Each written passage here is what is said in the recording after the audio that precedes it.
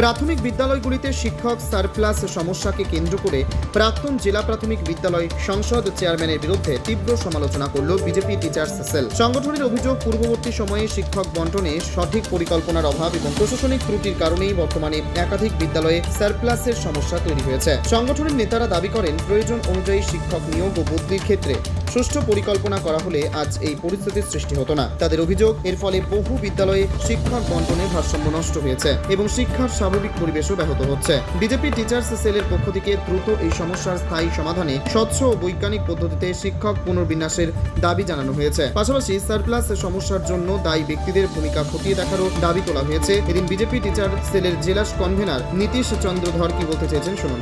আমার নাম নীতিশ চন্দ্র ধর, আমি উত্তর দিনাজপুর বিজেপি টিচার সেলের ডিস্ট্রিক্ট কনভেনার। আজকে জেলা প্রাথমিক বিদ্যালয় সংসদে কি কারণে এলেন? আমরা মূলত ডিআই ম্যাডামের সঙ্গে একটু প্রাথমিক আলোচনা করতে এসেছি। এই যে সারপ্লাস নিয়ে একটা সরকারি এসওপি বেরিয়েছে, যেটা নিয়ে একটা বিভ্রান্তি সৃষ্টি হয়েছিল। গতকাল আমাদের শিক্ষামন্ত্রী দীপক বর্মন মহাশয় তিনি মোটামুটি অনেকটা ক্লিয়ার করে দিয়েছেন। তো তারপরেও কিছু বিভ্রান্তি সৃষ্টি হয়েছে, তো সেই বিষয় নিয়ে আমরা একটু আলোচনা করলাম। আর বিভিন্ন শিক্ষক এবং শিক্ষিকারা বিভিন্ন রকম সমস্যার কথা বলছেন। তো মূলত যেটা গতকাল পরিষ্কার করে দিয়েছে সেই বিষয়ে আমরা ডিএর সঙ্গে মূলত আলোচনা করলাম। কি কি দাবিগুলো রয়েছে? দাবি কিছুই নয়, অর্থাৎ ম্যাডামের সঙ্গে আলোচনা করলাম যে মূলত যে বিগত 2 বছরে আমাদের টিএমসি সরকারের আমলে যিনি ছিলেন এখানকার ডিপিএসসি চেয়ারম্যান, তিনি কোনো আইন না মেনে একদম অবৈধভাবে স্কুলগুলোকে খালি করে যেভাবে শহরের স্কুলগুলোতে শিক্ষক নিয়োগ করেছেন উনি, মানে ট্রান্সফার করে এনে দিয়েছেন। তো সেখানেই এই বিভ্রান্তিটা সৃষ্টি হয়েছে, যে কারণে সারপ্লাসটা আরও বেশি করে হয়েছে, যে কারণে কিছু কিছু ভালো শিক্ষকও সারপ্লাসের আওতায় পড়ে যাচ্ছেন। তো আমরা সেটাই ম্যাডামকে বললাম যে যারা এই বিগত 2 বছরে যারা বিশেষ করে ট্রান্সফার হয়েছে অবৈধভাবে, বিশেষ করে তারাই হয়তো সারপ্লাসে বেশি পড়ার কথা, এবং সেটাই যেন একটু ভালো করে দেখা হয়।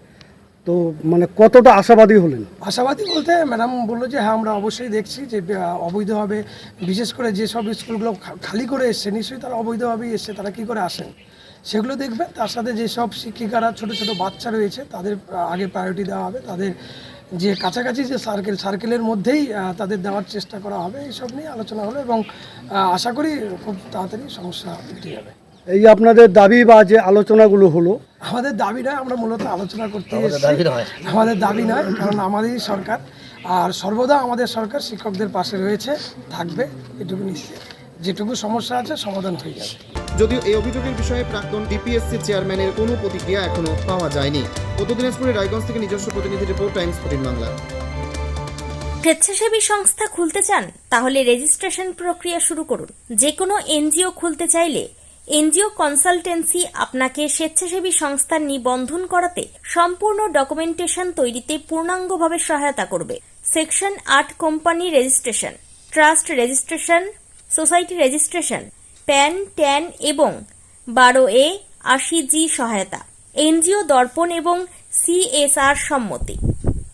এখনই কল করুন 8345817300, হোয়াটসঅ্যাপ করুন 9434187666 এই নম্বরে। মুখের উজ্জ্বলতা হারিয়ে গেছে, স্পট পড়ে গেছে, ব্রণ ভর্তি, তাই আর দেরি না করে আজই আসুন রায়গঞ্জের চণ্ডীতলায় হেলথ প্লাস মাল্টি স্পেশালিটি ক্লিনিকে এবং এখানে পান অভিজ্ঞ ডাক্তার দ্বারা ফ্রি স্কিন টেস্ট। আরো বিস্তারিত জানতে যোগাযোগ করুন 9674895169 এই নম্বরে।